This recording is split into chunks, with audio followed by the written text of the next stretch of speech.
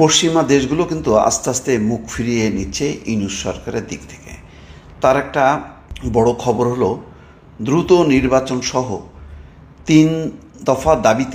তিনটি দাবিতে প্রধান উপদেষ্টাকে অস্ট্রেলিয়ার 43 সিনেটর এমপির চিঠি।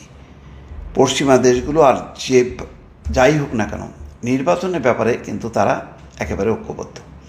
ভালো নির্বাচন হইতে হবে, সুষ্ঠু নির্বাচন। আপনি কি সংস্কার করলেন না করলেন এটা আপনার ব্যাপার। নির্বাচন হইতে হবে। নির্বাচন ছাড়া কোনো দেশ চলতে পারে না। নির্বাচন ছাড়া কোনো সরকার রান করবে এটা তারা চিন্তাও করতে পারবে না। সুতরাং এখন সংস্কার নিয়ে যাই বলা হোক না কেন তারা বলবে হ্যাঁ হ্যাঁ খুব ভালো, আপনাদের এই সংস্কারের সাথে আছে, কিন্তু নির্বাচনটা হইতে হবে। সেটাই দেখা গেল বাংলাদেশের অন্তর্বর্তী সরকারের প্রধান উপদেষ্টা ডক্টর মোহাম্মদ ইউনূসের উদ্দেশ্যে কয়েকটি গুরুত্বপূর্ণ ইস্যুতে বুধবার চিঠি দিয়েছেন অস্ট্রেলিয়ার পার্লামেন্টের 43 সিনেটর ও এমপি।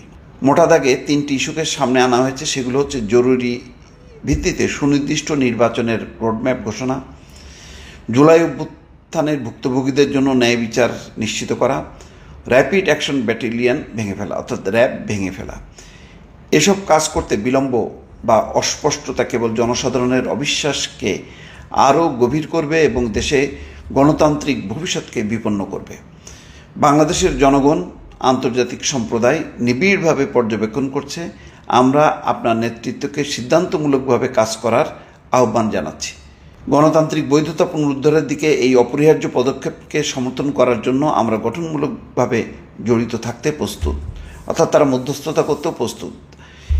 ইমেল বার্তার মাধ্যমে প্রধান উপদেষ্টার কাছে এই চিঠি দেওয়া হয়েছে, যা বিএনপির আন্তর্জাতিক বিষয়ক সম্পাদক রাশিদুল হক নিশ্চিত করেছেন। এই সংক্রান্ত একটি চিঠি কালবেলার হাতেও এসেছে।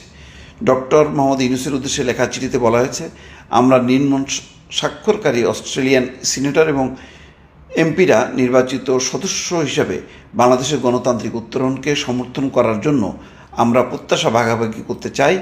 সেজন্য অবিলম্বে নির্দিষ্ট নির্বাচনী রোডম্যাপ প্রদান, জুলাই অভ্যুত্থানের ভুক্তভোগীদের ন্যায় বিচার নিশ্চিত করা এবং র্যাব ভেঙে ফেলা। দর্শক খেয়াল করছেন তো, এই পশ্চিমা দেশ, একটা শক্তিশালী দেশ অস্ট্রেলিয়া, তাদের এই চিঠিটা এটা আমাদের জন্য লজ্জার। নির্বাচনের রোডম্যাপটা সুনির্দিষ্ট করলে, কালকে যেটা বিএনপিও বলেছে, তারা এখনও সরকারকে সমর্থন দিচ্ছে এবং 2 মাসের মধ্যে যদি তারা নির্বাচনী রোডম্যাপ নির্দিষ্ট না করে তাহলে তারা নামবে। ইতিমধ্যে একটা ইস্যুকে কেন্দ্র করে এটা কিন্তু সিগন্যাল যে ইশরাককে শপথ করতে না দেওয়ার মধ্য দিয়ে একটা দৃষ্টিভঙ্গি কিন্তু ফুটে উঠেছে। এর সাথে কি সব উপদেষ্টারা আছে? নেই। আর এই সংকট যদি চলতে থাকে, উপদেষ্টাদের অনেকে আছেন যারা কিন্তু রিজাইন করতে পারেন, সরকার তখন আরও সংকটে পড়বে। ফলে প্রধান দল বিএনপির সঙ্গে যত দূরত্ব বাড়বে সংকট ঘনীভূত হবে এবং প্রধান দল যদি রাজপথে নামে, পুলিশ প্রশাসন কেউ কিন্তু বাধা দেবে না। তারা জানে যে আগামী সরকার কোনটা। সুতরাং ইউনূস সরকারের কাছে তাদের কোনো প্রত্যাশা নেই। তারা কিছু মনে করে যে রুটিন কিছু কাজ করবে এবং একটা ভালো নির্বাচন করবে। নির্বাচনের পর নির্বাচিত সরকার, সেটাই দীর্ঘমেয়াদী সরকার, সেটাই টেকসই সরকার। এটা যেমন দেশের অনেক উপলব্ধি করছেন, তেমনি এখন পশ্চিমা দেশও কিন্তু মুখ খুলতে শুরু করেছে। সংস্কার বলে কিন্তু কালক্ষেপণ তারা মেনে নেবে না, এটা পরিষ্কার হলো। দর্শক ভালো থাকবেন, আল্লাহ হাফেজ।